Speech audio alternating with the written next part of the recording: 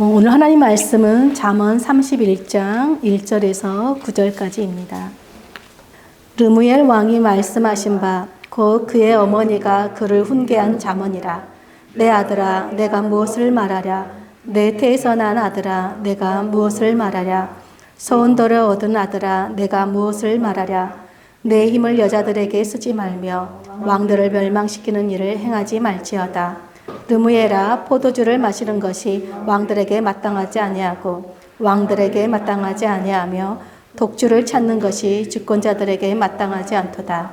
술을 마시다가 법을 잊어버리고 모든 공고한 자들의 송사를 굽게 할까 두려우니라. 독주는 죽게 된 자에게, 포도주는 마음에 근심하는 자에게 주지어다. 그는 마시고 자기의 빈궁한 것을 잊어버리겠고 다시 자기의 고통을 기억하지 아니하리라. 너는 말 못하는 자와 모든 고독한 자의 송사를 위하여 입을 열지니라.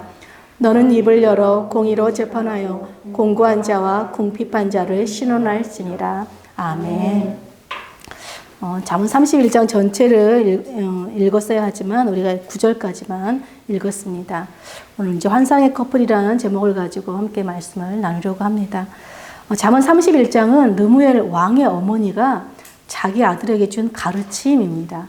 가르침을 주면서 그의 어머니는 자기 아들에게 너는 내가 서원에서 얻은 아들이다 라는 말로 시작을 해요. 여러분 서원에서 얻었다 이 말은 너는 평생 하나님께 헌신된 자라는 뜻이에요. 내가 너를 하나님께 정말 바쳤다 이런 뜻이죠. 르무엘의 어머니는 하나님을 경외하는 현숙한 여인이었던 것 같습니다. 자신이 하나님을 경외하는 삶을 살았듯이 아들에게도 하나님을 경외하며 살도록 가르치고 또 후반부에 우리가 읽지 않았지만 하나님을 경외하는 이 현숙한 아내를 얻는 것이 얼마나 중요한지 가르치고 있기 때문입니다. 지난주에 우리가 룻기를 통해서 이 보아스와 룻이 성경에 말하는 이 환상의 커플의 대표라는 것을 잠시 언급했지요. 이 환상의 커플이 어떤 모습인지 구체적으로 기록한 성경이 바로 오늘 잠언 31장입니다. 31장에서 말하는 이 환상의 커플은 이 바로 남자는 능력 있는 남자고 여자는 현숙한 여자라는 거예요. 이 르무엘의 어머니가 가르쳐주는 이 능력 있는 남자, 현숙한 남자가 어떤 사람들인지 우리 함께 살펴보도록 하겠습니다. 먼저 능력 있는 남자예요. 여러분 세상에서 남자의 능력하면은 가장 먼저 떠오르는 것이 이 사람의 직장, 연봉, 재산, 즉 한마디로 하면 돈일 거예요. 여러분 돈이 많으면 그 남자는 능력 있는 남자일까요? 여러분 능력이 있다는 것은요 그 사람에게 어떤 힘이 있다는 거예요. 다른 말로 하면 리더십, 통치력, 다스림이 있다는 뜻이에요. 그런데 성경에서는 내가 얼마나 큰 힘을 가졌느냐 보다는 내가 가진 힘을 어떻게 사용하느냐가 남자의 진짜 능력이다라고 말해요. 여러분 그 힘을 누가 주셨을까요? 왜? 그러니까 힘을 주신 하나님의 뜻대로 사용하는 것이 진짜 그 사람의 능력이라는 거예요. 내가 가진 힘을 올바르게 사용하는 것이 능력인데 르무엘의 어머니는 이렇게 말하는 거 자기 아들에게 아들아 남자는 자신이 가진 힘을 올바르게 다스려야 능력 있는 남편이 되는 거란다. 그러면서 네가 해야 할 것과 하지 말아야 할 것이 있는데 라고 설명해요. 그러면서 먼저 하지 말아야 할 것 두 가지를 알려줍니다. 우리 3절 한번 읽어볼까요? 3절 시작. 내 힘을 여자들에게 쓰지 말며 왕들을 멸망시키는 일을 행하지 말지어다. 첫째로 하지 말아야 될 것이 무엇인가 하니까 네가 여자들에게 힘을 쓰지 말래요. 여기서 여자들이란 자기 아내 외에 다른 여자들을 말하겠죠. 그러니까 많은 여자들을 아내로 두지 말라는 거예요. 당시 왕들은요, 자기가 원하기만 하면 많은 여자를 아내로 얻을 수 있었어요. 그런데 르무엘의 왕의 어머니는 이 아들이 왕인데 왜 아내를 많이 두지 말라고 권면했을까요? 바로 하나님께서 하지 말라고 한 것이기 때문에 그래요. 신명기 17장에 보면 하나님께서 왕들이 하지 말아야 할 세 가지를 알려주세요. 첫째는 병마를 많이 두지 말아라. 둘째는 아내를 많이 두지 말아라. 셋째는 은근 보화를 많이 쌓지 말아라. 이 세 가지를 하지 말라고 왕에게 말씀하셨어요. 여러분 병마가 많다는 건 뭐예요? 그 남자의 권력이죠. 여자가 많다는 건 뭐예요? 정력이죠, 정력. 그다음에 재산이 많다는 거는 재력이잖아요. 이 세 가지는 모두 남자들이, 이 세상의 남자들이 자신을 과시하고 자신의 위세를 보여주는 상징이죠. 근데 하나님은 네가 비록 왕일지라도 네가 가진 힘을 너를 과시하거나 너를 자랑하는 일에 쓰지 말라고 하나님께서 경고하셨어요. 왜냐하면 그 힘을 누가 주셨기 때문에? 하나님이 주셨기 때문에요. 그래서 특별히 그런데 이 세 가지 중에서 이 르무엘의 어머니는 자기 아들에게 특별히 여자에게 힘을 쓰지 말라고 한 이유가 무엇인가 보니까 여자 때문에 멸망하는 왕들이 있었기 때문입니다. 늘 왕들이 많은 힘을 가지고 있어도 여자 때문에 멸망하는 거예요, 왕들이. 대표적인 왕이 누구였을까요? 솔로몬이죠.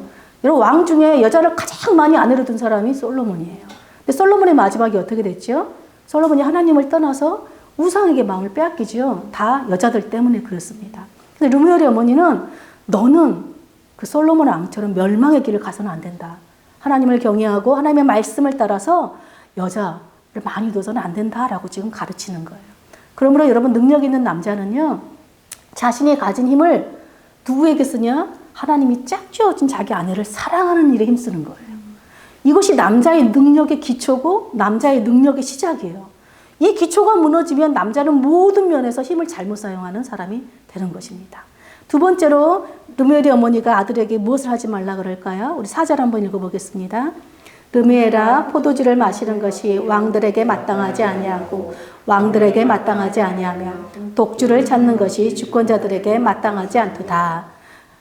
즉, 두 번째는 술을 마시지 말라는 거예요. 여러분, 술을 부른다는 말이 있죠? 한 잔이 두 잔이 되고 두 잔이 10잔이 되고 마침내 술이 사람을 마시는 지경에까지 이르릅니다. 여러분, 술에 취한 사람들은 분별력과 판단력을 상실하게 돼요. 르무엘의 어머니는 아들이 술을 마시다가 하나님의 말씀을 잊어버릴까 봐 겁이 난다고 지금 5절에 기록해요. 그리고 또 네가 공고한 자들을 송사로 잘못할까 봐, 재판을 잘못할까 봐 내가 두렵다라고 말합니다. 여러분, 성경에는 또 술에 취해서 잘못된 결정을 하는 여러 왕들이 나와요. 대표적으로 신약에 보면 헤롯 왕이 나옵니다. 이 헤롯은요, 자기 동생의 아내 빌립의 아내가 너무 이뻤었나 봐요. 그래서 그 동생의 아내인데 자기 아내로 맞이하고 싶은 거예요. 그래서 자기 아내를 버리고 그 헤로디아를 자기 아내로 맞았습니다. 근데 그 사실을 안 세례 요한이 옳지 않다고 비판을 하니까 이 헤롯이 화가 나서 세례 요한을 옥에 가두어 버렸어요. 그런데 이 헤로디아는 속으로 저 세례 요한을 죽이고 말 거야 이런 거예요. 그런데 이 헤롯 왕은 세례 요한이 미워서 감옥에 가뒀지만 세례 요한은 하나님의 선지자라는 걸 알고 두려워서 죽이지는 않았어요. 그냥 감옥에만 그냥 저놈을 내가 벌 한번 줘야지 하고 감옥에만 가뒀는데 이 헤로디아는 계속 이 세례 요한을 죽이고 싶은 마음이 생긴 거예요. 그런데 어느 날 헤롯이 생일날이 되었어요. 그래서 사람들을 불러서 술잔치를 벌이고 신나게 술을 먹고 있는데 헤로디아의 딸이 나와서 막 춤을 추는 거예요. 그러니까 헤롯 왕이 술이 취해가지고 기분이 좋으니까 헤로디아 딸에게 야, 소원이 뭐냐? 내가 네 소원 다 들어줄게 라고 말한 거예요. 이 딸이 자기 엄마한테 가요. 헤로디아한테 가서 내가 뭘 구할까요? 그러니까 헤로디아가 뭐라고 했을까요? 세례 요한의 목을 가져오라고 해라. 딸한테 시킨 거예요. 이 딸이 헤롯 왕에게 가서 세례 요한의 목을 주십시오 이런 거예요. 그러니까 이 당시 왕은 자기가 한번 하겠다고 한 것을 지켜야 되니까 결국 어쩔 수 없이 세례 요한을 죽이고 맙니다. 그러니까 헤롯은요, 이 술 때문에, 여자 때문에 자기가 죽이지 말아야 할 의로운 하나님의 선지자를 죽이는 죄를 범하고 만 것이에요. 그러니까 이처럼 이 르무엘의 왕의 어머니는요, 술과 여자는 남자로 하여금 힘을 잘못 사용하게 하도록 눈과 귀를 멀게 하는 것이기 때문에 지금 아들에게 멀리 하라고 가르치고 있어요. 이렇게 아들에게 하지 말아야 할 것 두 가지를 가르친 다음에 이 르무엘의 어머니는 반드시 해야 할 것을 말해요.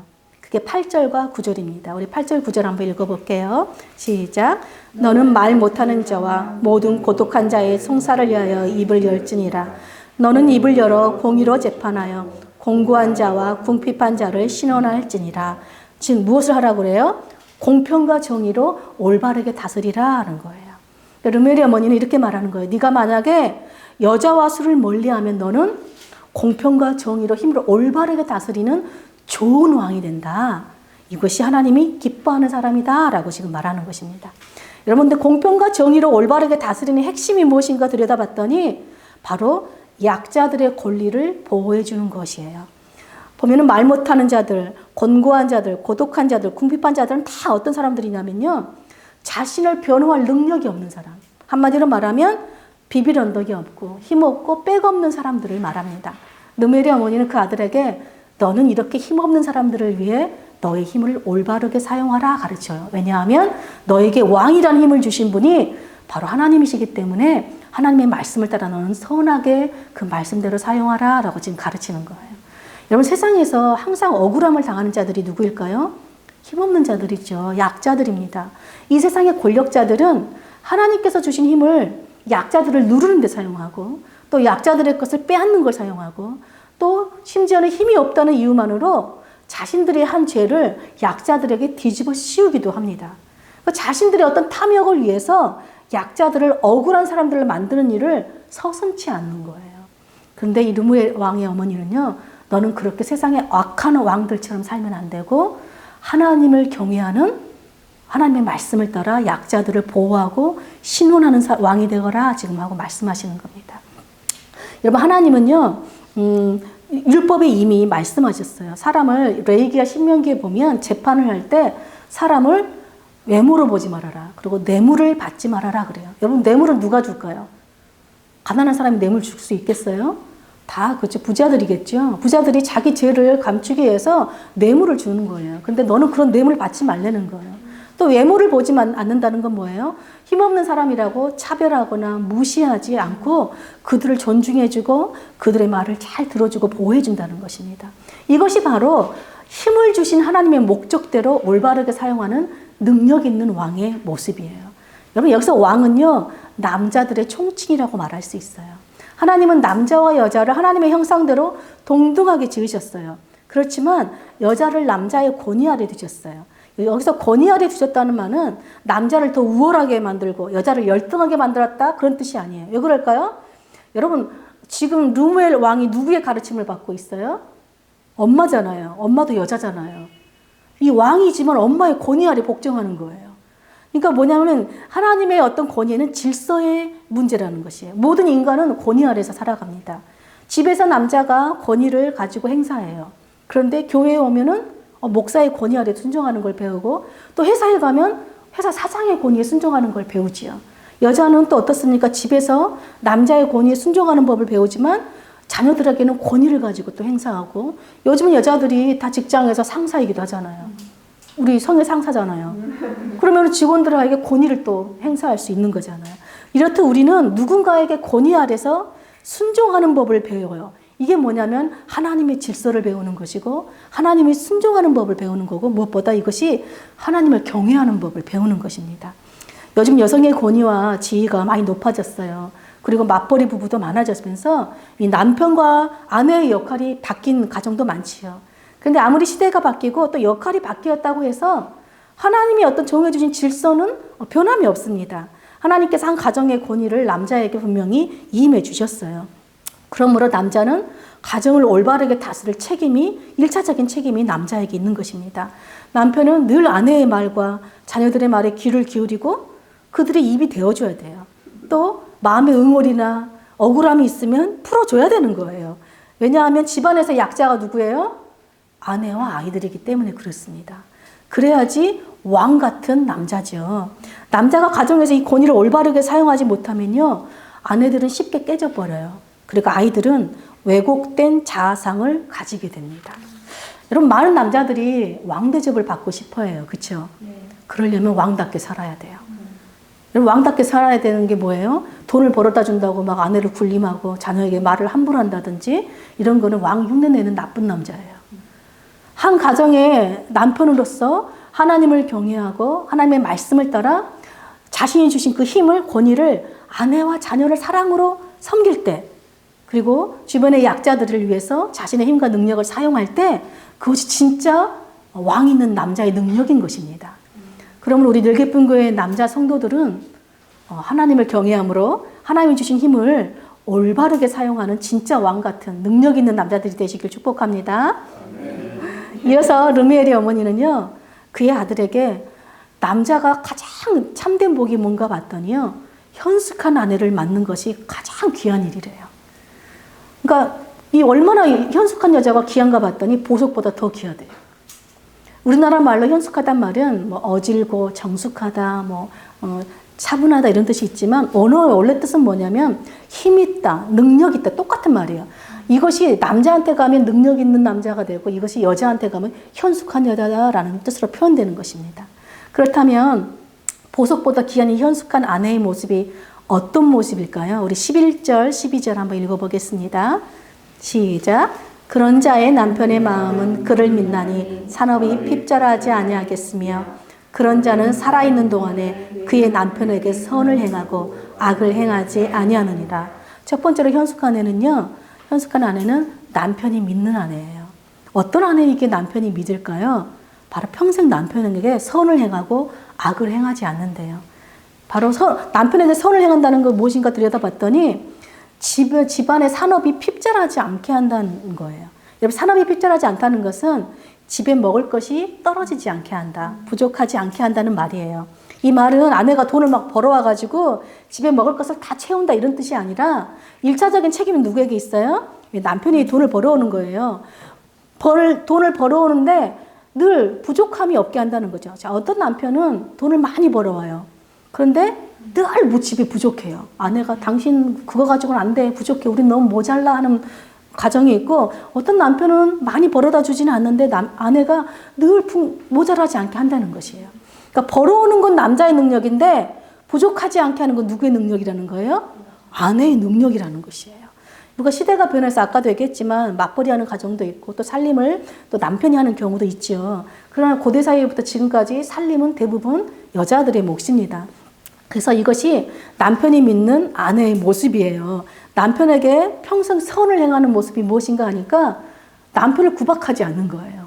남편을 구박하거나 당신은 왜 이렇게 능력이 없냐 이렇게 말하는 것이 아니라 남편을 존중해주고 남편이 가져온 돈으로 그것으로 알뜰하게 규모 있게 살림을 잘 살아낸다는 것이에요. 그럼 두 번째로 또 현숙한 아내는 어떤 모습일까요? 우리 13절 읽어보겠습니다. 그는 양털과 삼을 구하여 부지런히 손으로 일하며. 두 번째 현숙한 아내는 부지런한 아내예요. 세 번역에 보니까 부지런히 일하기를 즐거워하는 아내래요. 13절부터 19절까지 막 보면은 이 아내가 얼마나 부지런한지 몰라요. 새벽부터 일어나가지고 밤늦게까지 모든 집안일과 또 사람들을 막 하인들까지 다 섬겨요. 그리고 하인들을 부리는 것이 아니라 자신도 직접 팔을 걷어붙이고 굳은 일을 마다하지 않아요. 식구들을 위해서 음식을 만들어 즐겁게 음식을 만들고 또 자녀들의 옷을 즐겁게 짓습니다.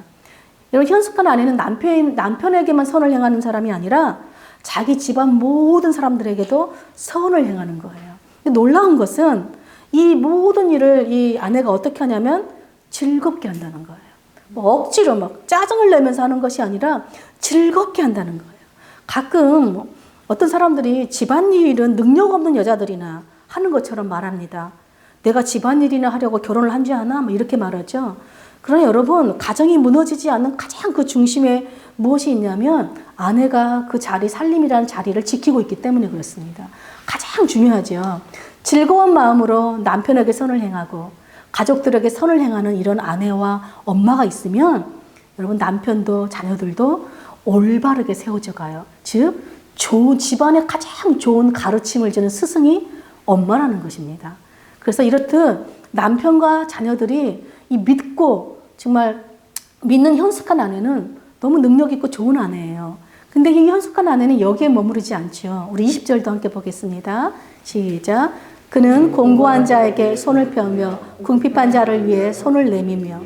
이 현숙한 아내는 셋째로 어려운 이웃들에게도 선을 행하는 아내입니다. 성경은 우리가 가난한 자에게 태도를 보면 가난한 자에게 우리가 어떻게 대하느냐 그 태도를 보면 곧 하나님께 대하는 태도다라고 말해요. 현숙한 아내는 남편과 자녀들과 자기 집안 사람들을 즐겁게 섬기는 것을 넘어서 이제는 가난한 사람들도 즐겁게 섬긴대요.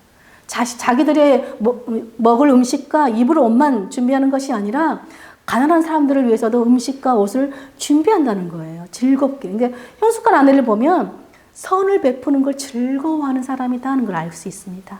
그렇다면 현숙한 아내는 남편과 아이들과 가정과 남을 위해서만 희생하고 헌신만 하는 사람일까요? 그렇지 않아요. 우리 22절도 함께 보겠습니다. 22절 시작. 그녀는 자기를 위하여 아름다운 이불을 지으며 세마포와 자색 옷을 입으며. 마지막으로 현숙한 아내는요, 자기 자신도 사랑하고 돌볼 줄 아는 사람이에요. 이 당시 자색이라는 것은요, 굉장히 귀하고 비싼 좋은 염료입니다. 현숙한 아내는 자기 자신도 존귀하게 여기는 거예요. 사실은 이 세 가지, 앞에 세 가지를 다 할 수 있는 이유가 뭐냐면 자기 자신을 존귀하게 여기는 것으로부터 사실은 나온다고도 할 수 있어요. 이 여인이 자신을 돌보고 또 자신에 맞는 삶을 살고 자신을 가꾸는 일에도 게으르지 않아요. 25절, 26절도 이렇게 말해요. 그녀는 능력과 존귀로 옷을 삼고 후의를 웃으며 입을 열어 지혜를 베풀며 그의 혀로 인애의 법을 말하며. 여러분, 능력과 존귀는 그 왕에 걸맞는 품위를 말해요. 남편이 왕이라면 아내는 왕비겠죠. 왕비에 맞는 품위와 우아함이 있대요. 그런데 그 외모를 사치스럽게 그럴듯하게 미모를 치장하는 데서 나오는 품위가 아니라 이 여인의 품위는 어디서 나오냐 보니까 지혜의 말, 인애의 법, 즉 뭐예요? 하나님의 말씀으로 그 마음이 늘 채워져 있다는 것입니다. 그 마음에 하나님의 말씀이 채워져 있기 때문에 그 입에는 지혜의 말이 나오고 그 입에서는 선을 행하는 말이 나온다는 것입니다.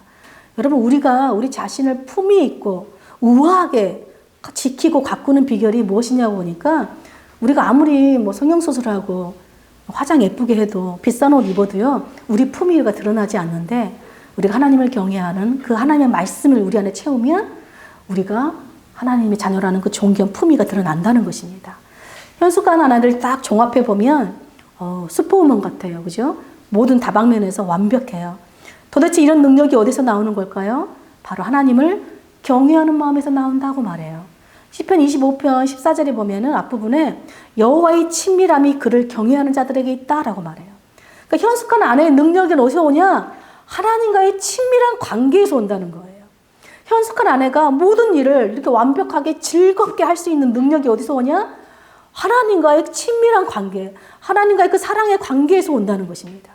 하나님을 경외하고 하나님의 말씀의 법을 사랑하기 때문에 이 현숙한 아내로부터는 늘 이런 능력이 나온다는 것입니다. 그렇다면 이런 하나님을 경외하고 하나님의 말씀의 법을 늘 하나님과 친밀함을 가지고 있는 현숙한 여인이 받는 복이 뭘까요? 바로 가족들의 존경과 칭찬이에요. 우리 28절, 30절을 다 함께 읽어볼게요. 28절, 30절 시작.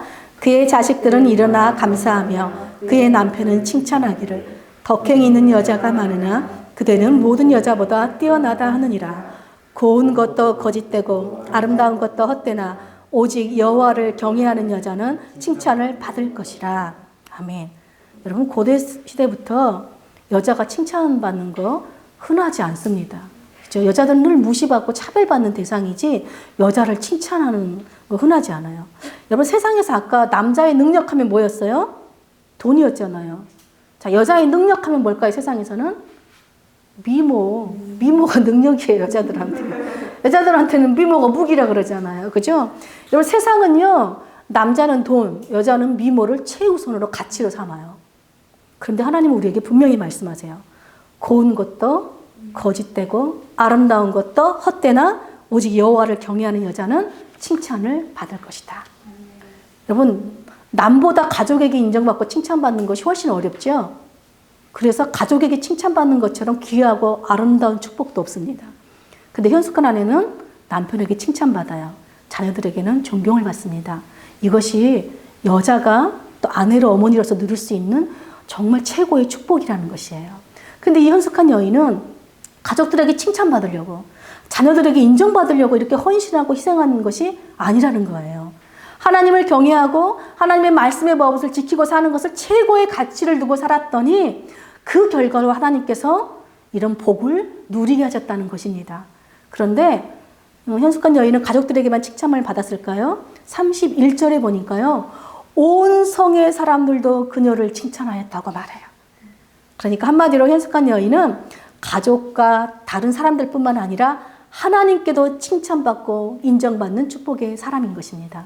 그 비결이 무엇인가 봤더니 하나님을 경외하는 신앙을 가장 우선 가치에 두고 살았기 때문입니다.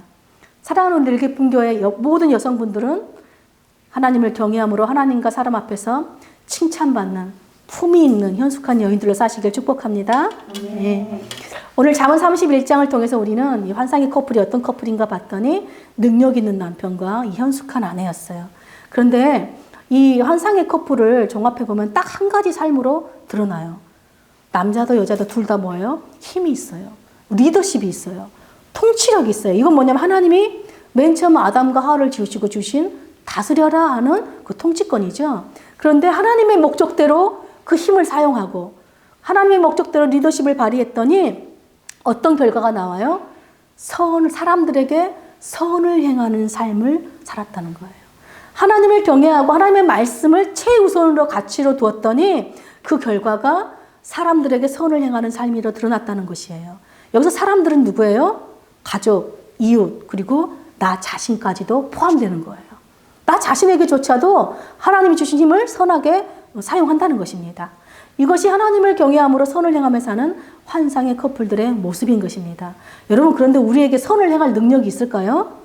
여러분, 우리는 선을 행할 능력이 없습니다. 그런데 우리가 선하신 하나님을 경외하고 선하신 하나님의 말씀을 따라 살 때 우리에게 그 선을 행하는 즐거움이 생겨요. 이 즐거움이 여러분 기쁨이 능력이에요. 성경에서는 기쁨, 이 즐거움은 능력입니다.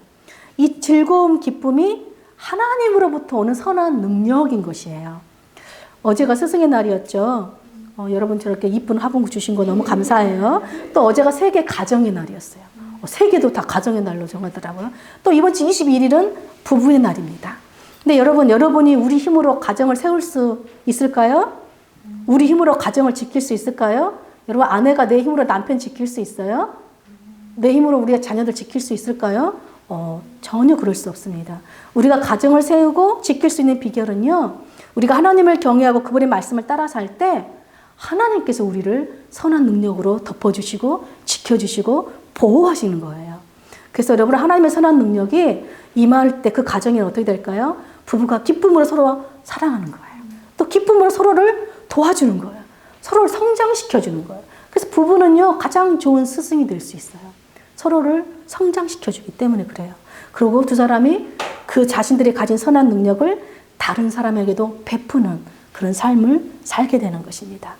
우리 시편 128편 1절에서 4절까지 우리가 이 말씀을 선포하면서 제가 말씀을 맺을게요.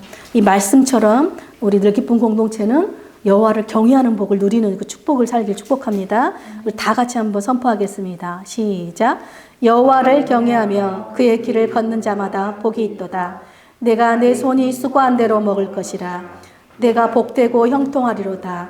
내 집 안방에 있는 내 아내는 결실한 포도나무 같으며 내 식탁에 둘러앉은 자식들은 어린 감람나무 같으리로다.